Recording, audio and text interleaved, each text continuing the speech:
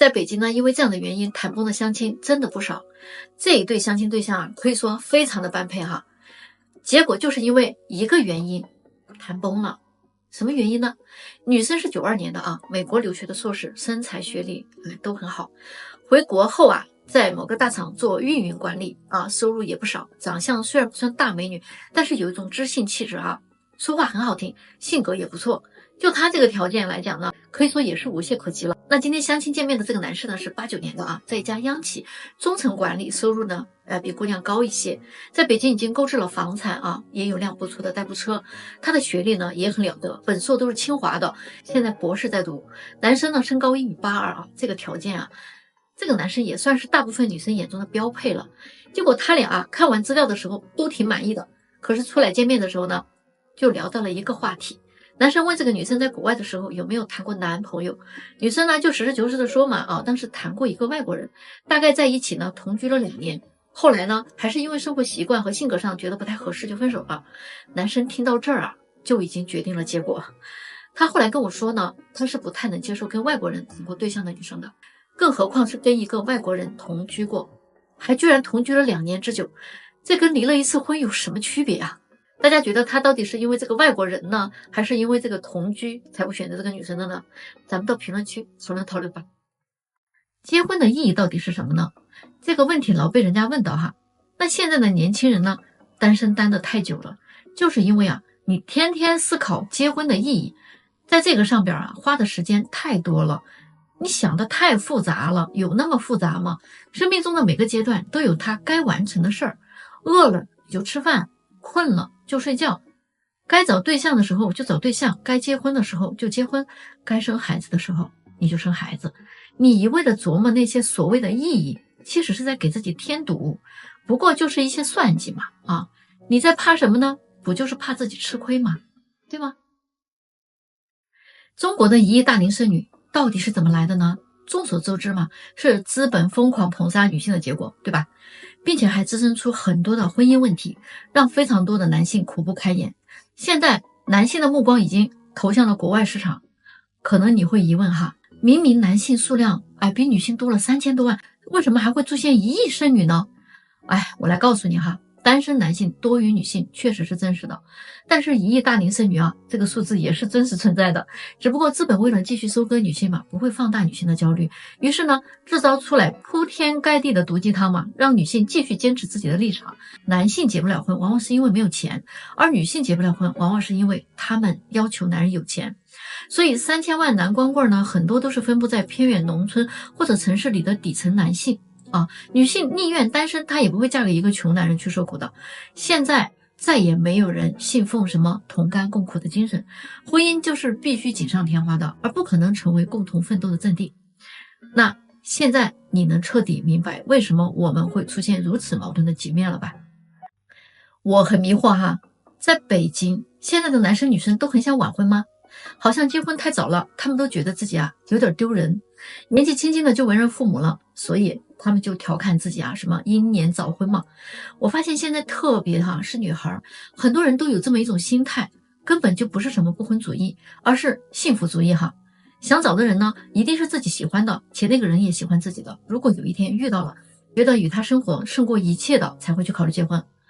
如果没有遇到呢，他就等一直要等到那个世界上唯一灵魂契合的人出现，就算他等到了30岁没有，他也会再等等，一直等到35岁他都还不死心宁可过自己所谓的高质量单身生活，也不过那种看上去将就的婚姻生活。我就认识这样的一个女孩嘛，长得还行，但是绝对不是什么大美女算得上是小家碧玉型的。往往呢就是这种女生她会高不成低不就的。想找的另一半呢是什么样子的呢？我觉得一张 A4 纸都写不完她的要求男生要长得高，长得帅，智商高，学历好，会穿衣会打扮，看上去得干干净净利利索索的，最好呢人还老老实实的，还不花心，但是又不能太憨了还是最好呢能有一些情绪或者幽默感，成熟稳重又有一点工作能力，强调情绪价值的同时呢还有稳定的经济实力，学历方面最好跟自己旗鼓相当或者高于自己，对方要有个长板可以让自己欣赏和崇拜。你们看他其实是想结婚还是想晚婚吗？谁来告诉我哪里有那么多的有钱人？就算在北京，也没有你们想象中有那么多的有钱的人。最近我接触到一个群体哈，他们这些女孩呢，到处去参加一些高端相亲局，其中有几个女生呢，就提出来几个疑问。有个女生就说，她觉得这些男的还是不算有钱，那些真正有钱的人啊，根本不会来相亲的。所以这些在大众眼里千万资产的人，在他们的眼里仍然不算有钱人。还有个姑娘跟我说，你这里有没有排行榜上的类型的人？我差点被她的想象力闪了一下腰啊！我说没有啊，就算有，她也不可能找你。最有意思的啊，就是这个女生哈，她说生活中谈过2任男朋友都是高资产的，第1任是因为后来升职为某公司的副总分手了，第2任呢是因为性格极其古怪啊，所以呢她接受不了分手了。所以她现在哈来找呢，她就要找那种高资产的，并且要求我啊多给她发一些高资产的人的资料，她想选一选，挑一挑。我差点就喷饭了哈，还你挑一挑，就颜值啊，他就过不了关啊，根本就不是那些高资产人的选择范围，他就没有好好分析过啊。第1任为什么要跟他分手？不就是因为他们的地位有悬殊了吗？对方觉得他已经配不上他了吗？对不对？第2任呢，就是因为极其古怪的性格，所以呢不被其他的姑娘所接受，所以呢他才会选择你呀，而不是因为你天生就有吸引高资产人群的能力哦。最后还有一位姑娘说，她发现参加了几次之后啊，总有重复出现的人哈，那我就笑了。我说那不是必然的吗？你以为满大街都是有钱的高资产的人群吗？啊，还能任你挑选，简直就是笑话啊！大家说是不是？都说北京的大龄剩女啊，已经超过了100多万了。那你知道北京哪儿相亲人群最多吗？还是免费的哈，想要脱单的一定要记住这5个地方，跟我来哦。第一，中山公园可以说是一个摊位接一个摊位的，都在地上摆着，没车没房没户口，在这儿呢属于是3无人员。那这里边哈相亲的呢男少女多，相亲的时间呢是每周的周4和周日的下午2点到5点。第二呢，天坛公园这里的简历啊大概都有2000多份，时间呢是每周3的早上9点到12点。第3个呢就是陶然亭公园，南城的父母呢给儿女找对象基本上都来这儿哈。第4，海淀公园规模不大，但是呢都是高知家庭。第5呢，玉渊潭公园，每周6的下午2点到5点，所以想要脱单的你啊，可以来这几个地方哈，没准你的缘分就在这儿哦，拿走不谢啊！如果这些地方溜达一圈你都没有戏，那还是回来找我吧。到底哪些信号啊暗示他根本不适合你？一定要看完哦，不然啊，你很有可能错过非常重要的信息。第一啊，朋友圈永远都没有你的影子。你有没有发现呢？他的朋友圈从来都没出现过你的身影，不管是旅游啊、聚餐呐，还是日常生活，全部都是他自己或者呢跟朋友的照片。如果他真的很在乎你啊，怎么会这么用力的把你隐藏起来呢？第二点哈，如果他总是忽冷忽热，联系的时候呢很积极，不联系的时候啊就跟消失了一样哈，这就说明啊他没有把你放在心上的。再忙的人，要是他在乎你，也一定会抽时间跟你联系的。有的时候哈，你总是找不到他，他会说他忙的没有时间回复你的消息，而且这一忙就是好几个小时，甚至啊是整天。如果真的是那么忙，他还有时间刷抖音吗？看直播吗？别傻了哈，你知道吗？这种人啊，他根本就不值得你去浪费时间。马上就7夕了哈，不跟你联系的呀，就可以放手了。第3点，一起出去的时候啊，总是不太愿意掏钱，他总是找各种的理由啊，让你来买单。这种小气鬼啊，以后日子还怎么过？你说啊，没有担当的男人千万不能要。第4哈，他从不带你见他的朋友或者家人，他的社会圈子里啊，对你完全就是未知的，那就说明呢，他对这段关系啊并不认真，他只是想玩玩而已。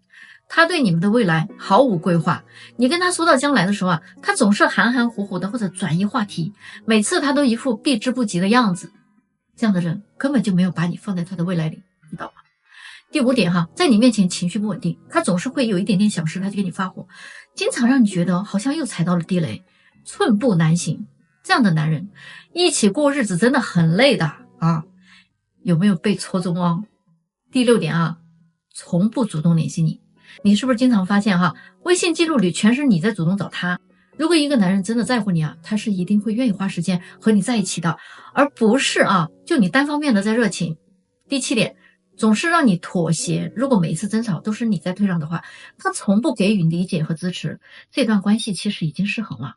两个人都应该相互包容，而不是一方委曲求全。如果你发现有这些信号那你就别再犹豫了早点认清现状，对自己负责，把时间和精力要留给那些值得的人，好不好？那欢迎到我的评论区留言我们一起来讨论讨论，赶紧点赞收藏，并且分享给你身边的姐妹吧，下一期会更精彩，不见不散哦。你们有没有发现嘛？现在在北京这样的地方到处都是单身男女多得不得了，但是为什么还是有那么多人他单着呢？他们是真的找不到吗？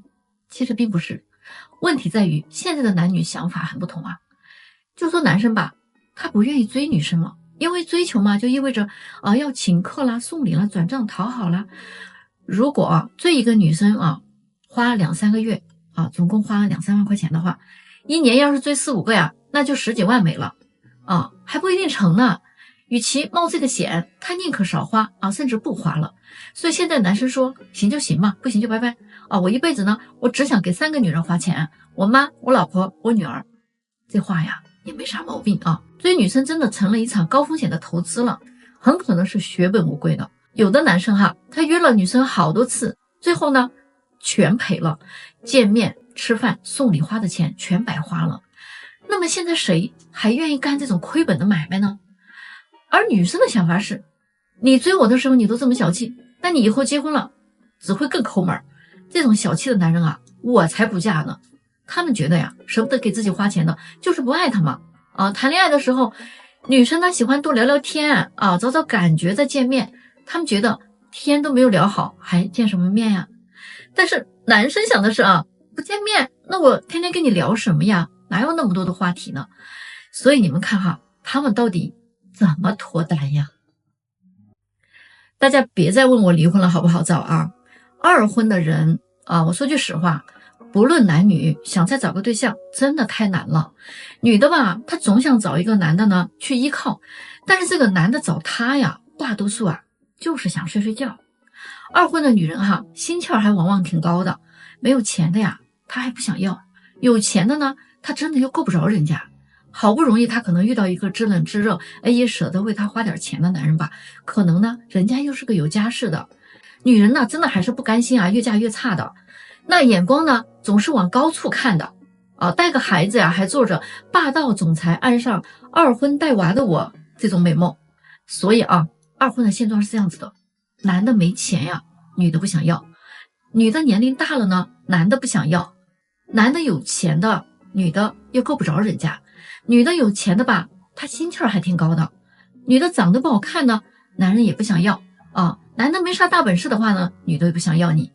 离了婚没有孩子的也不好找，离了婚带孩子的呀就更不好找，都没有人要。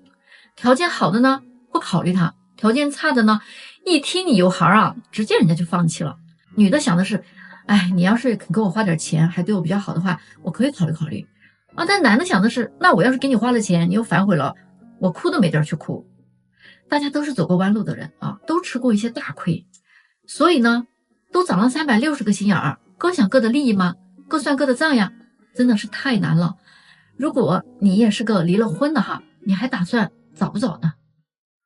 最近呢，北京有一个92年的男生，他来跟我分享了一段他怎么挑选女朋友的标准。大家来听一听他说的是不是跟你们一样，有没有一定道理？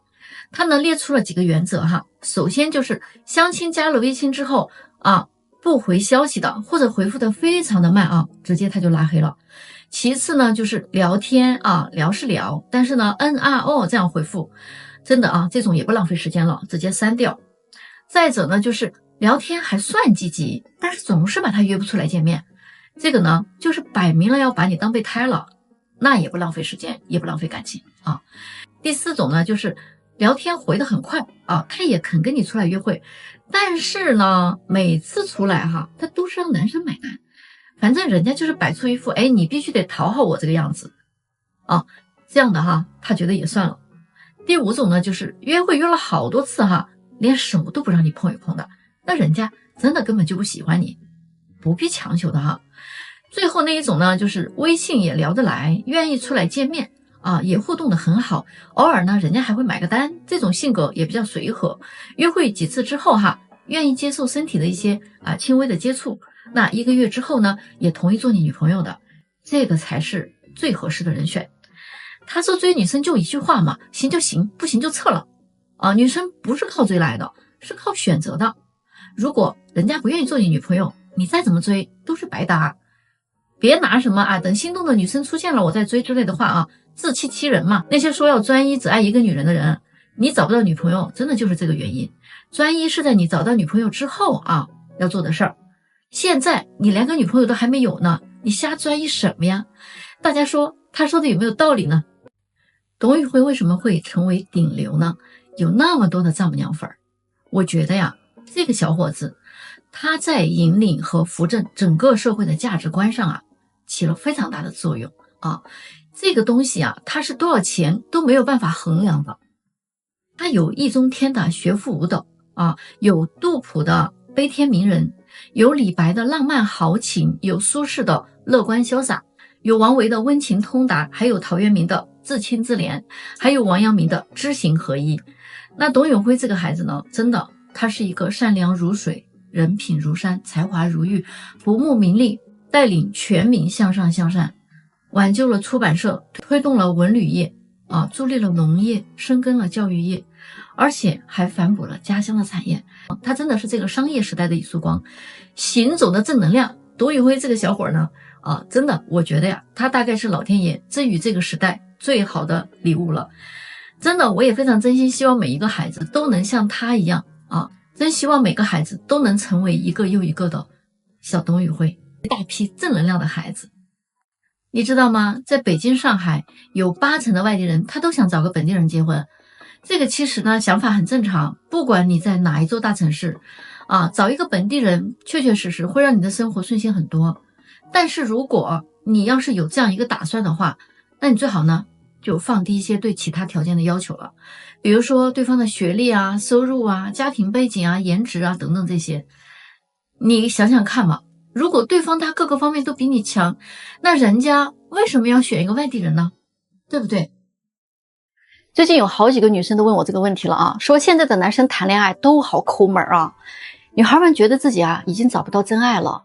其实现在的男人他是非常讨厌那种花钱的关系的，还真的不是因为现在大环境不好，钱不好赚这个原因。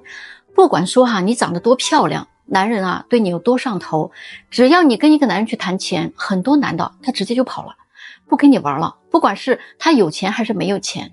因为现在互联网搞得男女之间有点对立，女的认为男的不给我花钱就是想白皮，所以说呢，很多的人他就变着法儿想让这个男的给自己花钱嘛。其实现实生活当中谁都知道嘛，没有人愿意去被支配的呀。所以说呢，跟男人有没有钱没有多大关系的，主要是太多的女人现在都这么去做的，遇到了多了自然就感觉烦了。如果你说你真的想去好好谈一场恋爱感情，那你就尽量少提钱，后面人家男的如果真的是爱上你了，觉得你值得，他自然而然就会在重要的节日给你去花钱嘛。但是如果你就是奔着去捞的话，那你就当我没说好吧，你反正也不是在谈恋爱嘛。反正我发现现在的人遇到一个好男人，遇到一个好女人真的是都不容易的。真的，你们如果遇到了好好珍惜，是吧？咱们可以到评论区发表自己的看法。相亲就应该直接挑明态度。这个视频呢，我是劝女生们咱们相亲是直接奔着找结婚对象去的。相亲就是先看条件，再培养感情，你见得越多越容易挑花眼，总觉得下一个可能会更好。而对男生呢，你可能说不上很喜欢，也说不上很讨厌，就是没感觉嘛。那没感觉就是没眼缘，没眼缘可能就是没缘分嘛，那你就抓紧撤。但是话又说回来，在相亲对象身上找感觉那是不太现实的，只能在相处中慢慢的去找，而不可能一上来就可能有。你要是一直在找感觉这种状态去相亲，那你真的找不到。但是你如果非常确定，那你就别端着也别憋着，也别挂着，你这样只会让男生摸不着头脑，人家还以为你在考验他呢。而且呢，年龄越拖越大越难找，遇到满意的就主动的问，不要觉得主动问行不行喜不喜欢就很掉价。你主动问，实际上是在给自己节约时间，觉得行啊，咱就可以吃吃饭、聊聊天啊，聊一段时间之后呢，见过几次啊，这个人跟你投不投缘，你心里啊已经就有答案了嘛。啊，不喜欢就赶紧拒绝，你也别吊着人家啊，又对人家爱答不理。吃饭呢你也去啊，礼物呢你也收，结果呢腰也不让搂，手也不让牵，你说那你是不是有点过分了呢？你一定要清楚，在相亲这种大前提下，你能遇到一见钟情的概率是微乎其微的。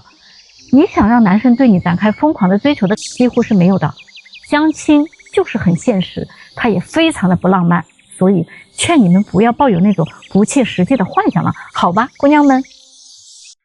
相亲一定要主动哈，首先你一定要搞清楚你是去相亲的，目的很明确，不管你的性格是内向还是外向，你都应该直奔主题，而不是藏着掖着、扭着捏着、端着装着。你想知道对方哪些情况，你就主动问。有的人啊不会问啊，也不知道怎么问，觉得主动问啊就会显得自己太着急或者太物质，怕给对方留下不好的印象。每天呢都只聊聊日常，也没有办法推进关系，什么都等着别人问你，很多人都在等，都在猜，等对方开口，猜对方的意图。如果你们两个人都是这种状态的话，时间很快就过去了啊，会拖很久的，而且很容易错失姻缘。那怎么主动问呢？既自然又舒服呢？既不会让自己觉得尴尬，又不会让对方觉得太着急呢？核心只有一个，就是先主动介绍自己。掌握以下3点哈。第一，相亲一定要先见面啊，你看着照片在微信上聊再久啊，意义都不大。见面要先看看脸，看看外表有没有生理上的排斥。如果没有生理性的排斥，看着很顺眼，有想进一步了解的意愿，那你就应该主动介绍自己了。基本的情况啊，那些什么身高啊、体重啊、年龄啊、属相星座、学历、工作性质、从事的行业、工资收入等等这些。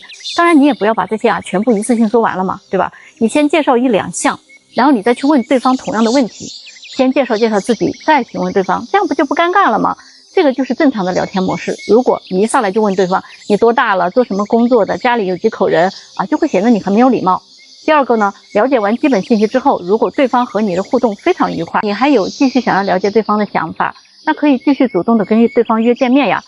很多的话题需要深入展开的聊，比如说性格特点、业余爱好、朋友圈子、情感经历、家庭关系、工作日常、消费观念、结婚打算等等，这些问题都不是1句2句能说清楚的，往往需要在实际的相处当中结合实际行动来体现。